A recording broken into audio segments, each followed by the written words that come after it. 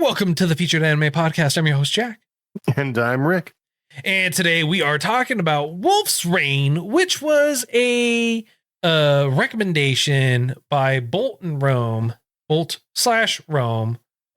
is a very, very much appreciated. Thank you for the wonderful recommendation. Very much appreciate it. Good choice. Great choice. Great choice. They did watch one episode. They saw the manga. The plot was really good in their opinion.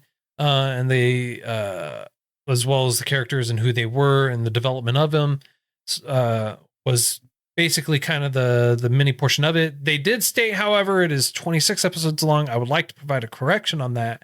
I mean, to be fair, the main media Crunchyroll says it is 26 episodes long.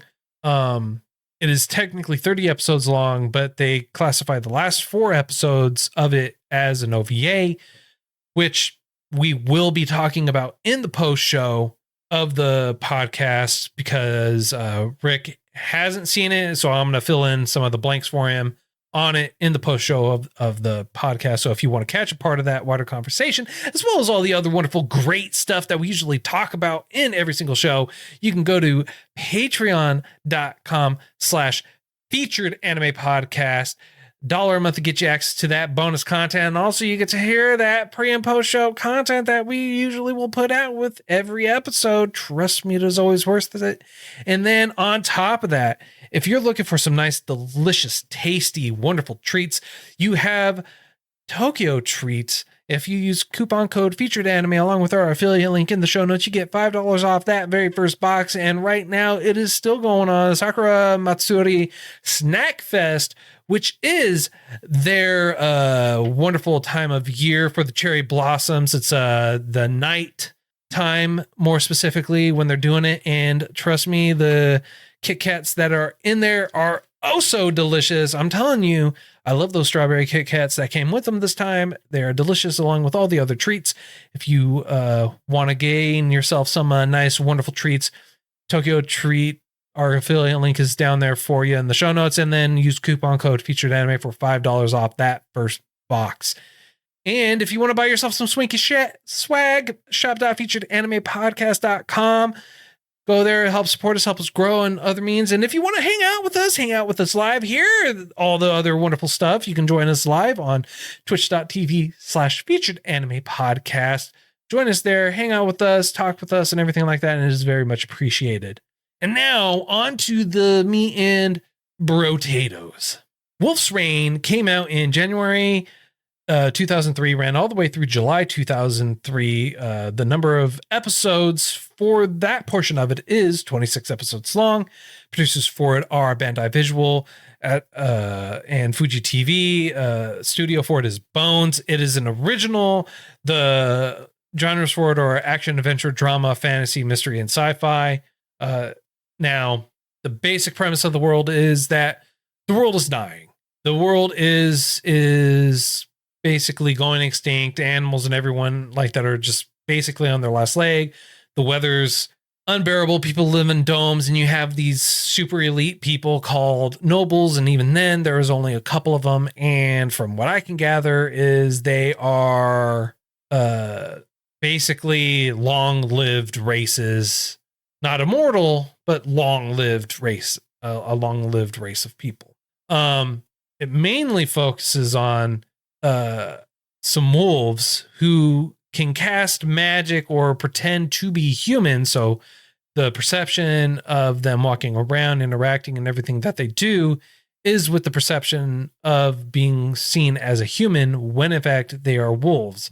And more specifically, you are focused on 4 wolves and their journey to find the Flower Maiden, as well as to their journey through to find paradise with her in this dying, freezing, decrepit, old desert world. Well, you basically said it all. I was going to hop in a few times, but I'm glad I didn't, because I would have broken up your train of thought. Plus, I'd have broken up a really good Cliff Notes version of the premise of the show. I do have a question, though. How do you figure they're long-lived, the nobles? Well, how I figured they're long lived, it's kind of one of the main characters, Darcia, right? Lord Mhm. Darcia, the third more specifically. The third. Right. He talks to one of his handmaidens, and while they're sitting there and they're talking, she makes a reference to like 200 years ago, and he goes, "You're not quite old enough to remember this during that time frame." Oh, okay. That's why I'm saying long lived.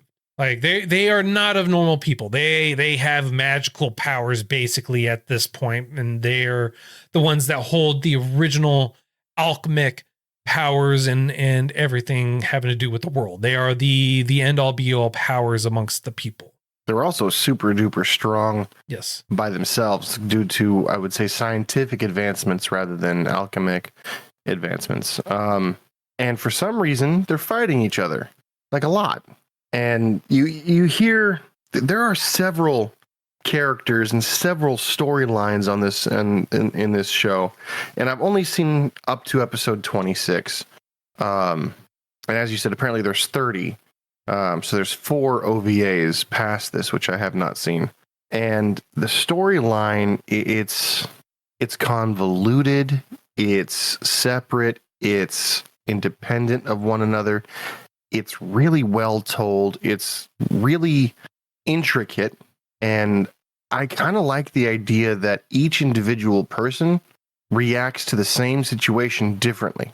And they're consistent. The consistency of how one of these characters should act is spot on. I was impressed by that. The dubbed version was nice.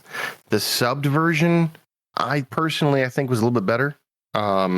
For no other reason than the voice actors seem to care more. I was going to say be more passionate, but care more is also a it's acceptable. Yeah. It's acceptable. Yeah, no. I mean, it's not a bad anime, and I do remember actually seeing this once before, and I remember watching it a long time ago. That being said, being that this was another time that I had gone through it, there's a lot more that just kind of like stuck out to me like a sore thumb. A lot of it was just kind of like glaring to me. And some of it was just like, why? Left me with questions, why?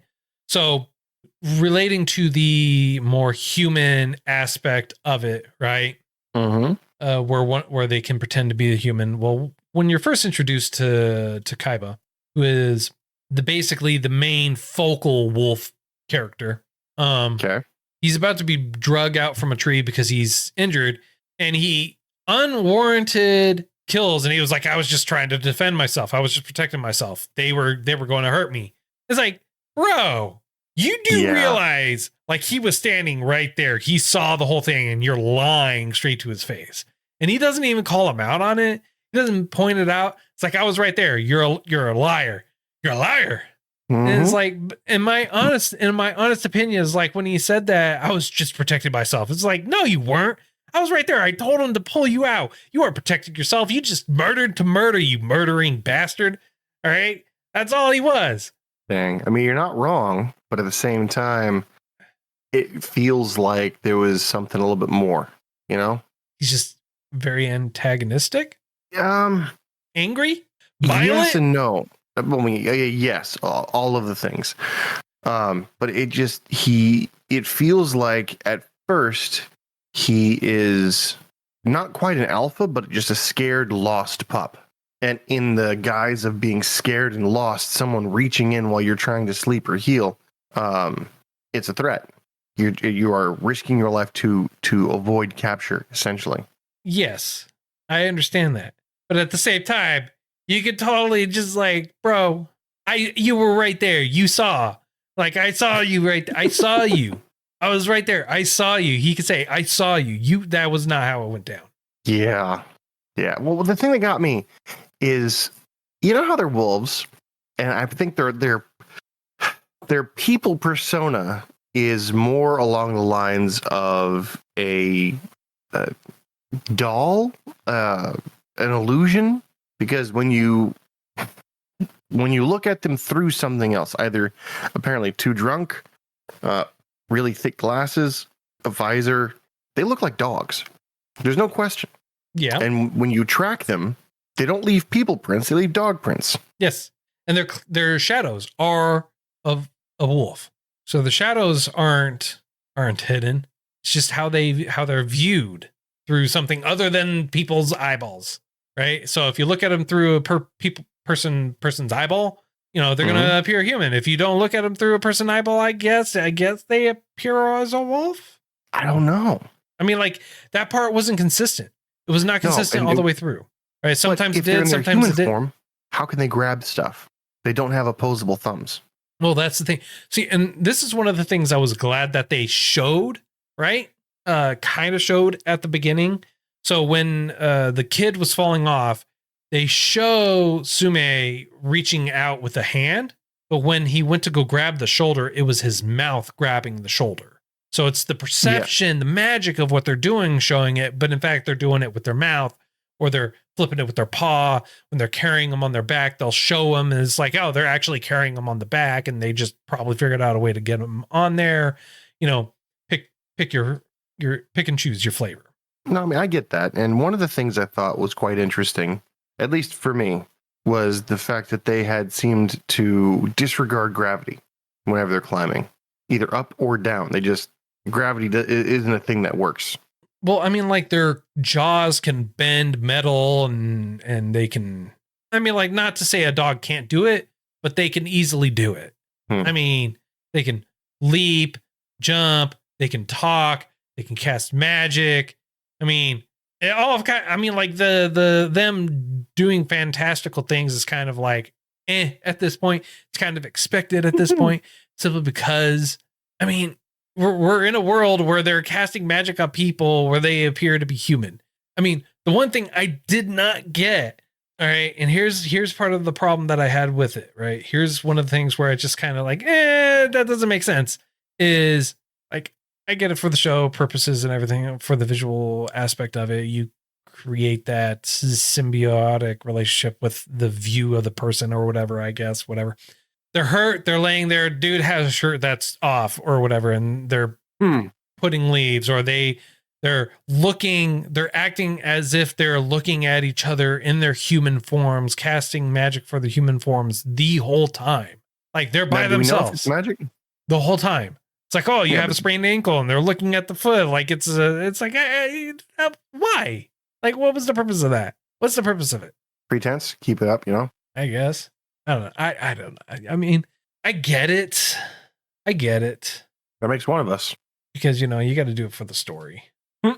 Yeah. I mean, I get that, but that means you got to fool everybody, even if they're not looking at you. Yes. All the time. Well, here's the other thing that I had a problem with. They're like, oh, you know, the wolves are extinct. It's like, okay, because there's no forests. All right. Episode later, they're in a giant forest. It's like, what? Yeah. Where did that come from? Green. They were very sporadic with the transitions, weren't they? Yeah.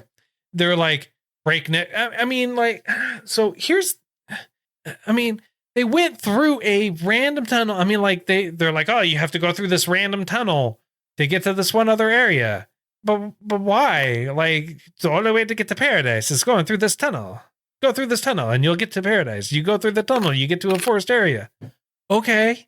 I mean, like, did you have to go through the tunnel? Couldn't you have just walked straight there without having to go through this shady tunnel? I feel like the term paradise in this particular instance, in this particular anime, was so overused that it lost its true meaning for me. It turned into believe it, you know? Databayo. Databayo. That's basically what it is. That's basically what it was. However, at least it was a real word and not a nonsensical word. Yeah. I liked how they said that their pack doesn't have a leader, but they clearly defer to the two older ones. It's not even the defer to the older ones. I mean, they're amongst around roughly the same age, except for the one, Tsume, and he clearly didn't really care about the leadership portion of it. No. Do you think he could have taken it over? I don't think he wanted to. He was a leader before, though. He was using humans, as he puts it. Yeah, but he was still in charge. He told them what to do, where to go, what was okay, what wasn't. Essentially, he was the alpha of his pack of humans. True. And then a pure white dog comes up and he's like, nope, he's the leader now. I hear what you're saying. I just want you to understand that Mhm. I understand what you're saying, but you need to understand that Tatabayo. Welcome, CJ. We are in the actual show. We are talking about Wolf's Rain right now. If you've seen it, you'll know it's a good show. If you haven't seen it, it's recommended. Right. Well, I mean, like a little glimpse into Rick's views and points, but no.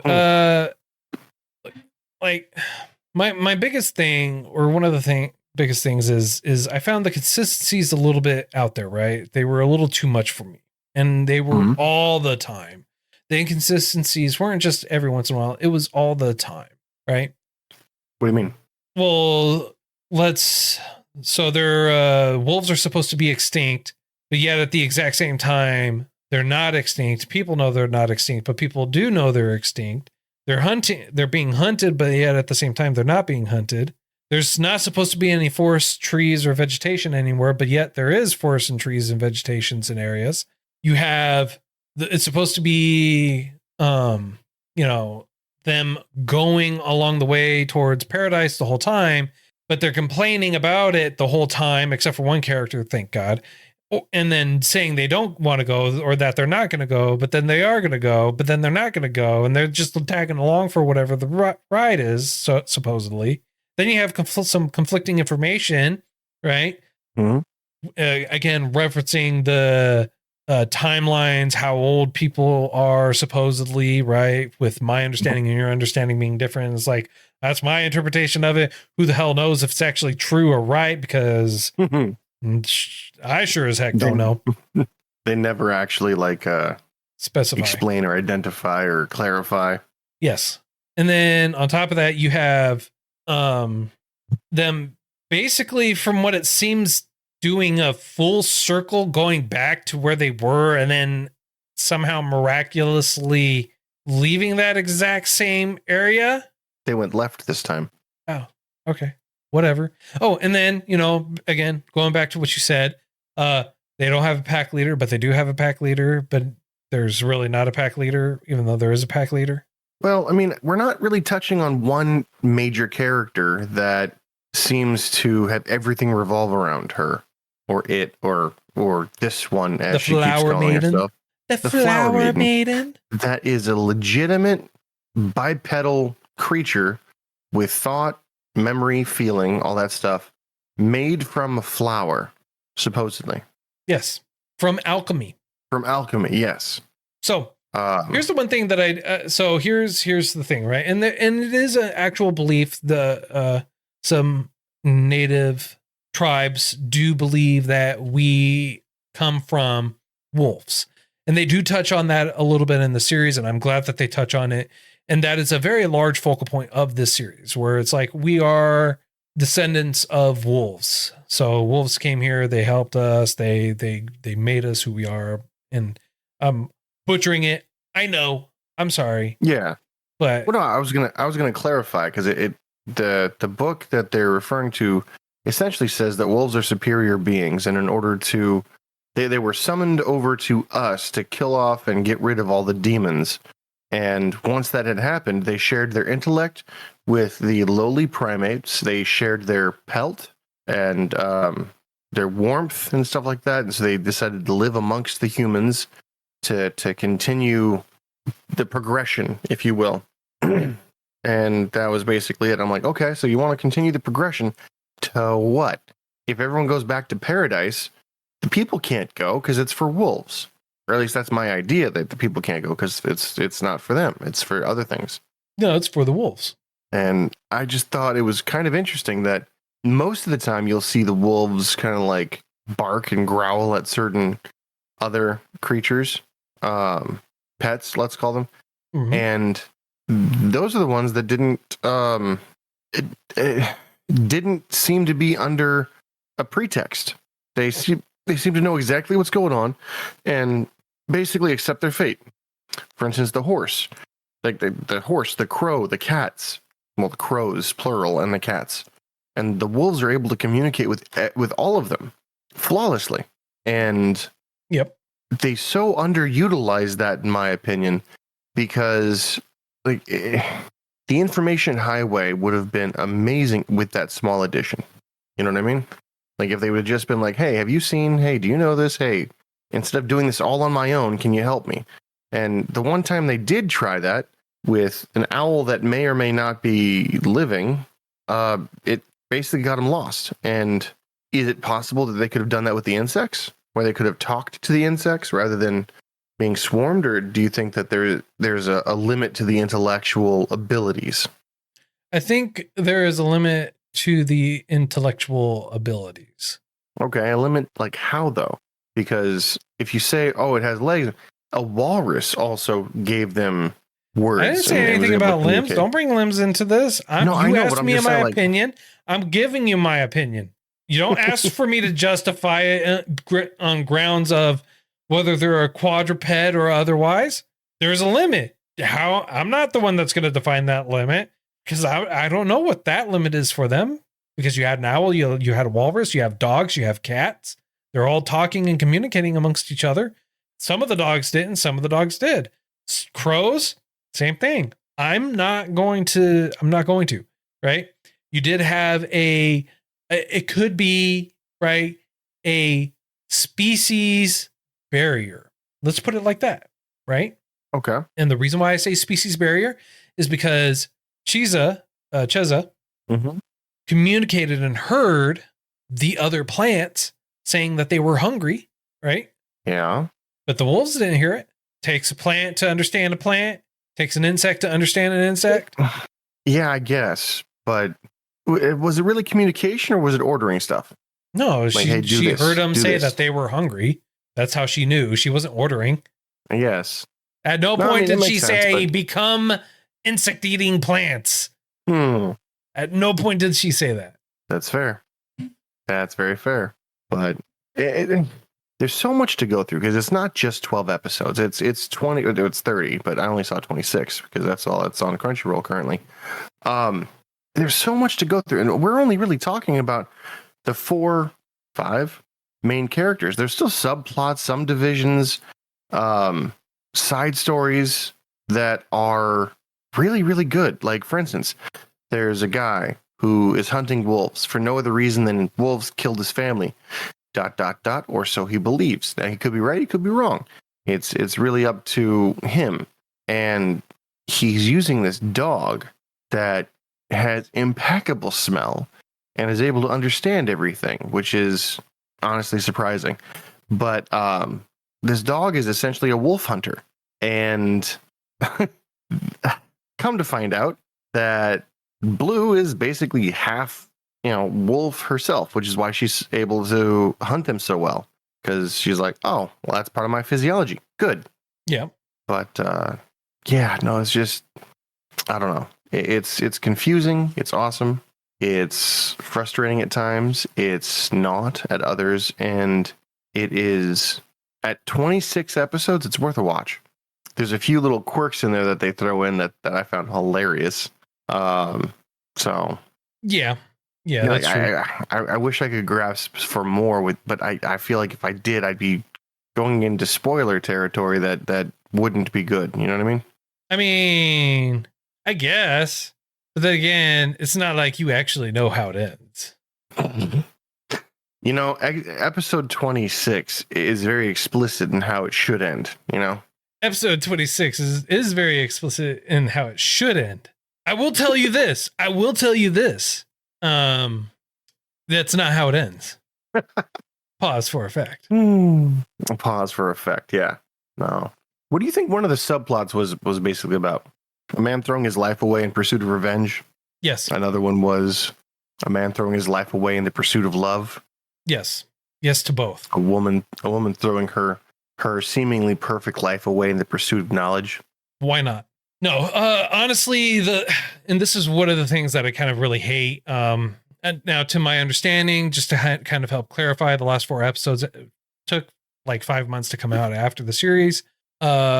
And they were originally released as a part of a DVD special release, to my understanding. So they were released on 2 episodes per DVD.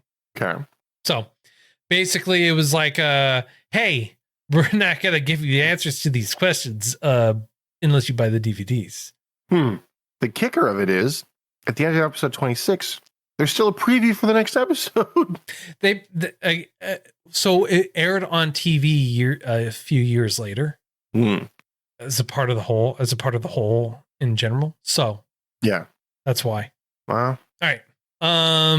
I got nothing else I could really talk about. I mean, like I got a lot I could talk about, but nothing else that I really should talk about. Not right now, anyways. Unfortunately, yeah. Well, what I will say, I have one more thing I can say. There's like 3 or 4 recap episodes. Oh, yeah. Full-length episodes that tell you the story based off of the perspective of the wolf that's talking. Yes. That is something I didn't like. And thank you for reminding me about that. Blocked it out, did you? I did. I thought I genuinely, I did not like that they did 4 recap episodes. Granted, it's from different perspectives. For it, I thought they were needless, though. It was a needless recap. By the time you hit the 4th one, yeah, I agree. 100%. I thought having a unique story outlook from each of the main characters and seeing their desires, their reason for moving, that kind of thing, that was a little nice tidbit to throw in there. Yeah.